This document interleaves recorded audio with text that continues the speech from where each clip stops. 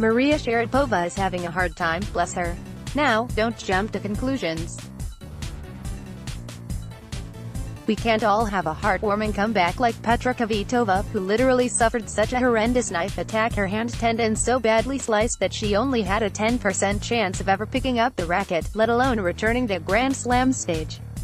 Damn, Petra, for winning the crowd onside during what should be the greatest comeback ever from a drug ban inflicted by the World Anti-Doping Agency, Wada, for not understanding that even great athletes have a bad heart.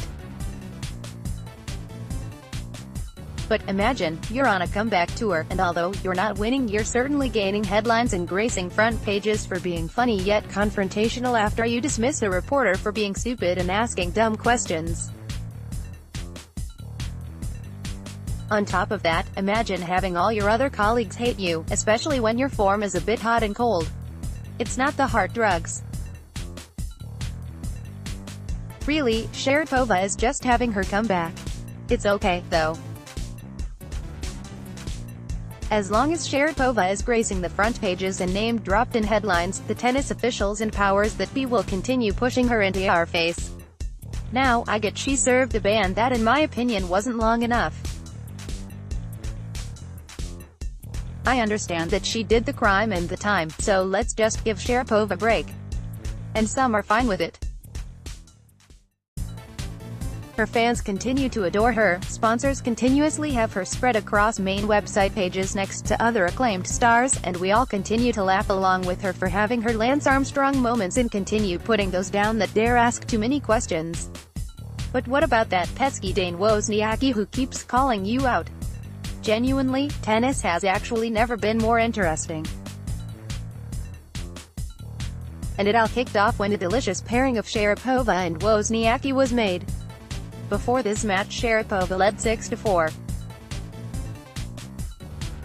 But until this week she had never beaten Wozniacki at a Grand Slam, and she hadn't beaten her on a hard court since the final at Indian Wells in 2013.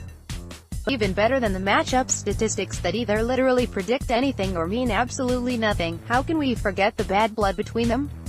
The bad blood between them is more exciting than the actual tennis. My personal favorite highlights come in the press conferences. Remember when Wozniacki was demoted due to the Sharapova comeback hype train? Putting out a schedule where the number 5 is playing on court 5, fifth match on after 11 p.m., I think that's unacceptable.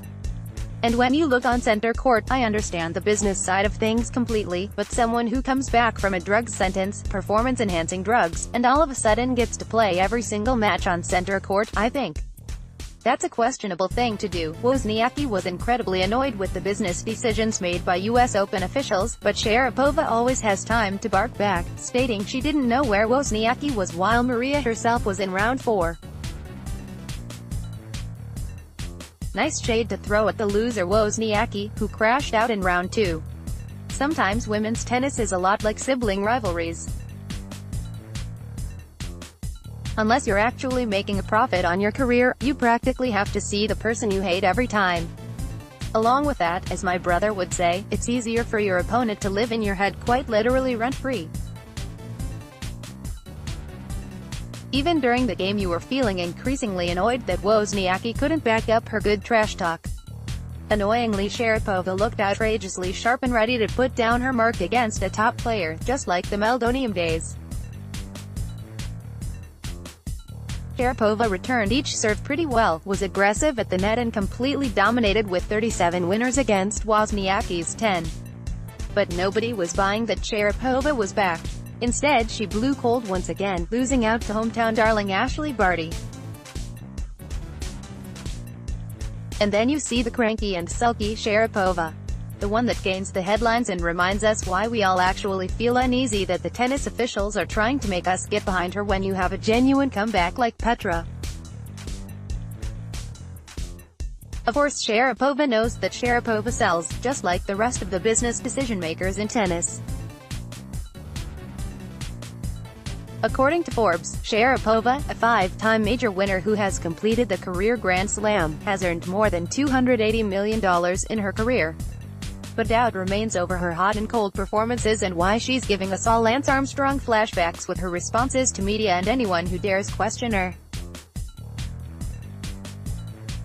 The issue now for tennis officials is how they promote her at the next Grand Slam when all eyes are on them. Surely it is a tad bit hypocritical to demote your clean players to promote the player who served a ban. Time will most certainly tell how this one plays out, but one thing is for sure, the women's tennis tour is just getting warmed up regarding controversies, rivalries and good tennis.